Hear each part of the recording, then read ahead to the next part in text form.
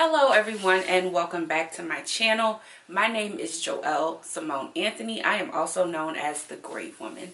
If this is your first time here, I want to ask that you go ahead and hit the subscribe button and also turn on the notifications so that you can be notified every time I upload a new video.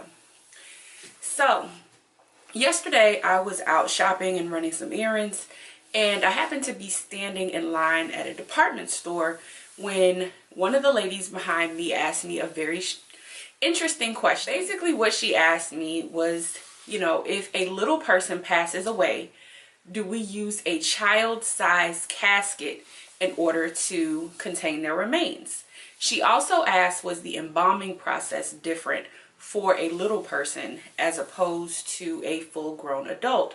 And I basically answered her question by telling her that I've never had the experience of handling the remains of a little person, and that I assume that the embalming process would be the same process that we use on everyone else. Now, if you haven't already, check out my video that I did about the embalming process entitled My Least Favorite Part of the Embalming Process here on my channel, where I actually go into what the embalming process is and give a breakdown and discuss my least favorite part.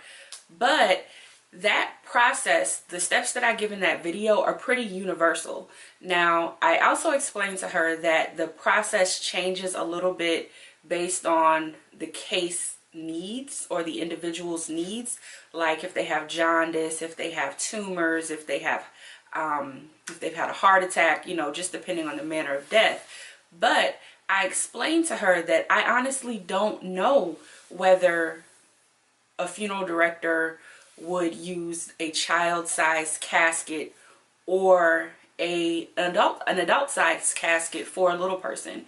I'd probably assume that that decision would be left up to the family.